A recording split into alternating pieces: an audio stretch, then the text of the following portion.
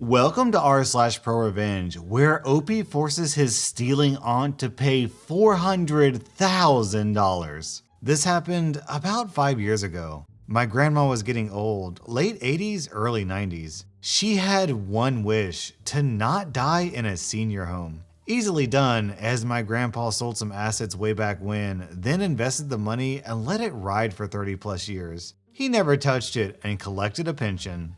Way back when my grandpa died, about 10 years before this, my grandpa appointed my dad, my sucky aunt, and my uncle as the trustees of the trust. Basically, the trusted advisors for her and her care for the foreseeable future. All was well in the beginning. Then my dad, Willie, moved further away and couldn't take care of the day-to-day upkeep as the trustee and to see that my grandma was okay. My aunt, Rebecca, told her that she and my uncle, Fred, who lived in Arizona, could take over and all would be fine. It was fine for a while. A few times, my dad went back to visit and noticed my grandma didn't always have overnight care, or that her mail wasn't picked up and the driveway wasn't plowed. She also lost her cable TV and newspaper subscription. My dad figured it just lapsed, so he had the services put back on. My dad also noticed my grandma was eating moldy food at times because her truck was sold and she had no transportation. She drove up to 90 years old.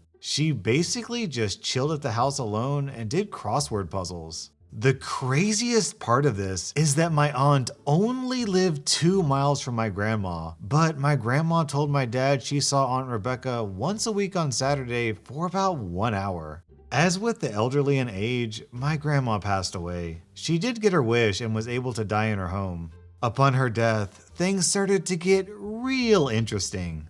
Once the probate lawyer got her children, my dad, aunt, uncle, and another estranged aunt, Becky, around the table, some shady business started to come out.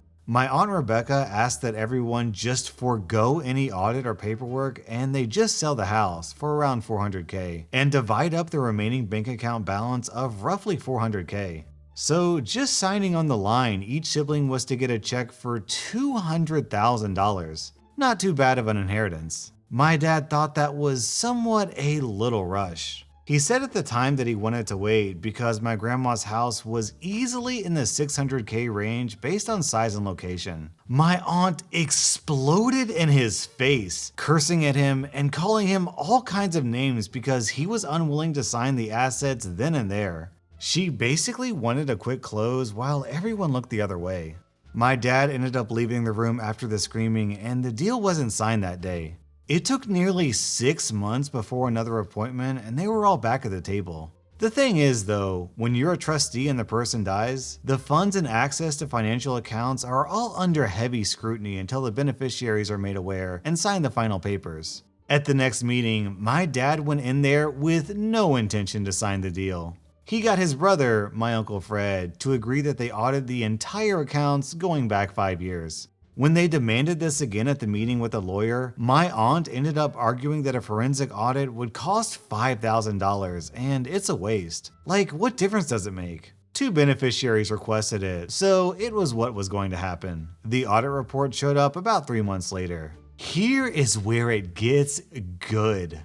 My dad began looking over the audit report and saw that it was full of holes, like excessive monthly food costs for a 90-year-old lady. Payments made for car services for a car my grandma no longer had. Many different things in there that just didn't add up. My dad asked me to give the audit a second look, so I spent Saturday night going over it. And here is some crazy stuff I found and alerted my dad about. Costco monthly food costs of $1,100 to $2,000 for the last 4 years.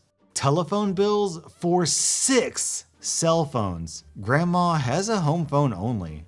Gasoline for a truck my grandma didn't have for like 4 years and easily $400 a month. House repairs paid to my aunt's husband who owned a construction business. Some of the house repairs were like $16,000 for a new roof, new garage doors, home security system, which she didn't have, etc. All inflated prices.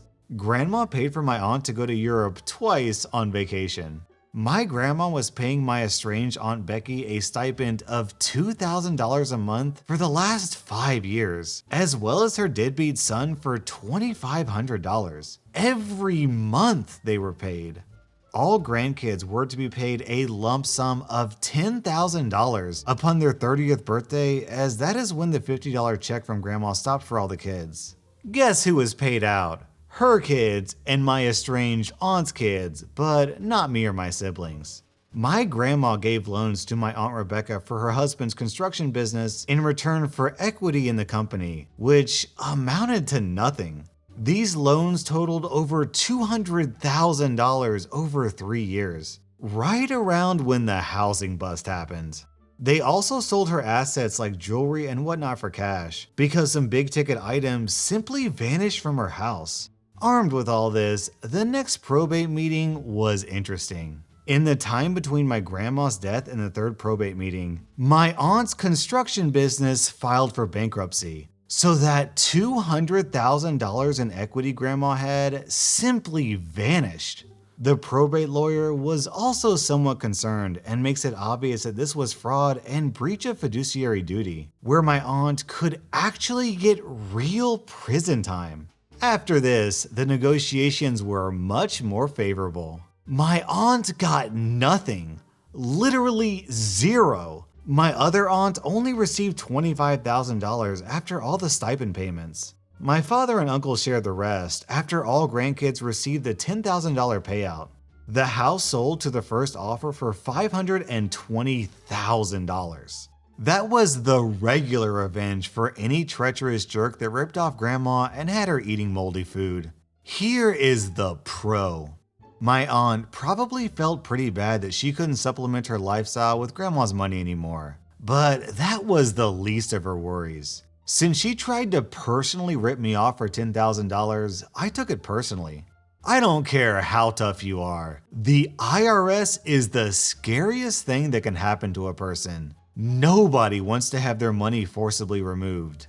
I did a little research and found the 3949-A. I also had the audit, and the legal office could and would provide the full trust if requested or demanded by the IRS. I don't know if it ever was. So I photocopied my documents, had them notarized, and sent off the info to the IRS. I felt like it went nowhere. Then, maybe 18 months later, I was notified and asked to come to the IRS building for an appointment in my city. The agent went over all the details, what they found in their research, and then they asked for a sworn statement. It turns out my aunt didn't declare something like $1.2 million in additional income over 5 years. And as such, she owed the IRS around $420,000 plus penalties. There was no way she was going to pay that on a teacher's pension. And after her husband bankrupted his business, her house was sold, her vehicle sold, and they left the state. Now, my aunt and uncle live in a depressing desert town like this in the Southwest. The IRS paid me around $60,000 about 3 months after the appointment. She should have paid that $10,000. So, OP is referring to a special policy with the IRS that most people don't know about. If you report someone for tax fraud and the IRS collects, they actually pay you a commission of, I think it's like 15%. Guys, do not mess with the IRS. Our next Reddit post is from AppleFruitSpice. I was bullied relentlessly from the 3rd to 7th grade by multiple people in my class or upper grades. After I graduated 8th grade, I received a Facebook message from Andy, a boy who had been bullying and harassing me from the very beginning of it all. I would post the exact message, but it was extremely vulgar and long. He ended it by saying that since we would never see each other again, he could put it all out in the open about how much of an idiotic, ugly, and loser I was. Of course, he used a more colorful dictionary with those words, but you get the idea. However, there was one problem. My parents owned a large wood chipper. Andy's father owned a tree cutting business and would often rent it from them for much larger jobs. During the summer, I noticed him walk in and start talking to my uncle, and I realized the golden opportunity I had been given. I loaded Facebook on my laptop and bring the message up. I then approach his dad and tell him, "Your son sent this message to me a few days after graduating, and I think it's really important you read it." He raised an eyebrow at first, but took my laptop. As he read, I could visibly see his face turn blood red, and his hands shook as he gripped the sides of my laptop harder and harder. I think he reread the entire thing over again just to make sure what he was reading, and even clicked the profile to make sure it had indeed been his son who sent it. Finally, he gave me my computer back and told me he was so sorry for his son's behavior and language, and that he would most certainly be dealing with Andy the moment he got home.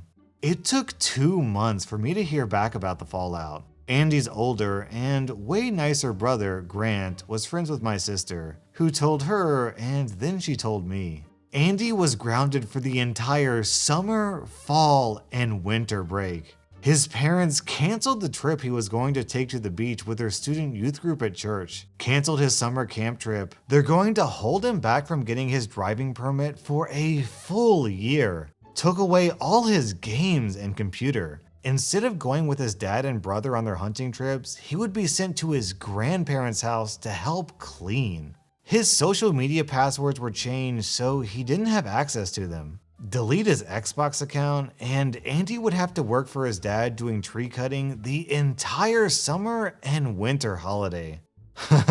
There were more punishments, but I honestly could not recall them. I ruined his life for a good 2 to 3 years and destroyed the relationship he had with his father and mother. Probably not forever, but they certainly no longer saw him as their well-behaved youngest child. It was so satisfying. That's a pretty good revenge, don't get me wrong. But when you said that your dad owned a wood chipper, for a second I thought that you were gonna feed that kid into the wood chipper. I'm kinda glad you didn't. That would have been a little extreme. Our next Reddit post is from appsarecoolio. I was working for an advertising agency, a pretty big one, and I had an unethical manager. Well, when I started out, I had a manager who was one of the most unethical managers I've ever dealt with. He'd order his sales reps to do things that would increase his bonuses, which are based on margins. For example, say a client decided to buy product XYZ and their spend was $2,000 a month. He would want the agent to put up products ABC and keep the spend at $2,000 even though the client didn't agree to that. The fact is, clients generally wouldn't notice, but if they did, it could cost you your job. I was the guy that refused his demands. He would tell me to cheat the client and I would refuse. He would get mad. I wouldn't care. This went on for quite a while. Now, there was something I don't tell people very often. I live in a one-party consent state, which means as long as I'm aware a conversation is being recorded, I can record it without informing the other party. I had just upsold my largest client, making him even larger, but I didn't sell the products my boss wanted me to sell. He demanded I switch things around. I refused. I told him I sold the client XYZ, that's what we agreed to. I'm not going to change without the customer's permission. His exact words were, "F the customer. This is your largest client. I need him on ABC or I'm not going to make my number. I'm sorry, but you and I both know ABC isn't right for this client and that's why he didn't buy it. You're fired. If you can't follow instructions, you're fired." After confirming he was dead serious, I said, "If you do that, I'll have your job by the end of the month."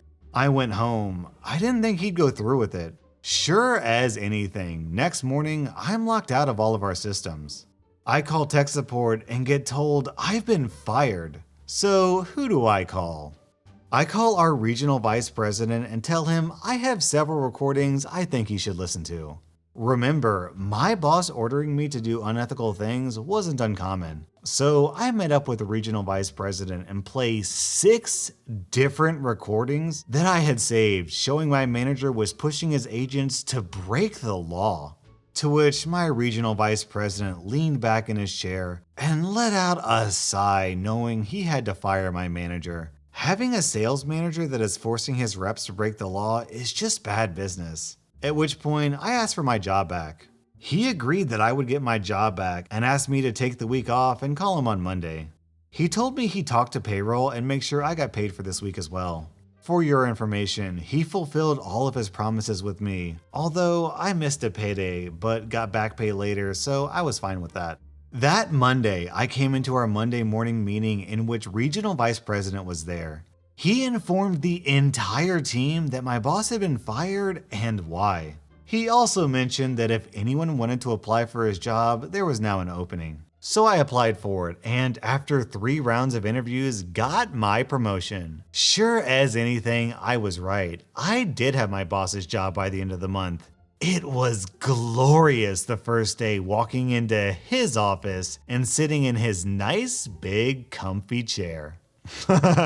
My first order of business as the new boss would be to send an email to my old boss, thanking him for this thoughtful promotion. Our next Reddit post is from Deleted. So this happened a couple weeks ago, but I saw the result of it earlier today. A bit of backstory. I live in a predominantly Mormon area and I'm not a Mormon. I received quite a bit of criticism from my across the street neighbor because of the religious difference. I'm assuming we never interacted before he started messing with me. He currently has 10 children. About a month ago, on trash day, he told one of his kids to kick my trash can over into the street. The kid did it, and I witnessed everything. This is not the first time he's kicked my trash over, and I figured it was a lost cause to go over there and asked him for some decency more than I already have. That same day, I was reminded by a friend about how I used to have a pen pal when I was younger before I moved. Later that night, I was browsing the web looking for a pen pal when I stumbled across a cool sounding site, prisonpenpals.com. I visited the site and after clicking through a few dodgy links, was brought to an array of different prisoners who were looking for a pen pal. After doing a bit of browsing from there, I stumbled across a fellow who was on death row for first-degree murder. Feeling bad for this guy, but not wanting to give my address out, you send an email, the guards print it out and give it to the prisoner who then writes you a letter and delivers it to your physical address. I remembered the butthole across the street. More out of curiosity than malice, I proceeded to write a very detailed letter about how I am a trapped, secretly gay Mormon man with 10 kids who is looking to start an extramarital affair with a prisoner. I put in his address and send. I had my hilarious, petty satisfaction. I expected nothing to come of this. I thought he would be going through his mail, see the letter, not open it, toss it, and think nothing of it after that. But boy was I wrong. Of course, with it being a small town, this guy runs a small business here where one of my acquaintances works. I went in just earlier today and chatted with my acquaintance before he told me, "Oh my God, did you hear about Neighbor?" I said no because I hadn't, and he filled me in on all of the details.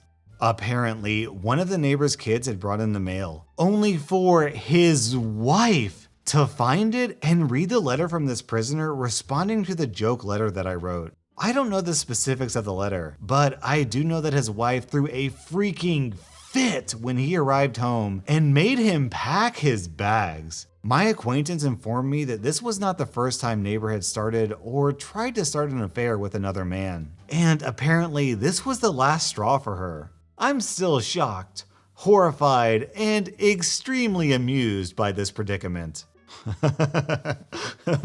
This post from the Zap Zuppins down in the comments. That poor first-degree murderer. He won't get a reply from his nice friend, the gay Mormon man. Frowny face. That was r/Prorevenge, and if you want to support my channel, check out my merch store. The link is down in the description.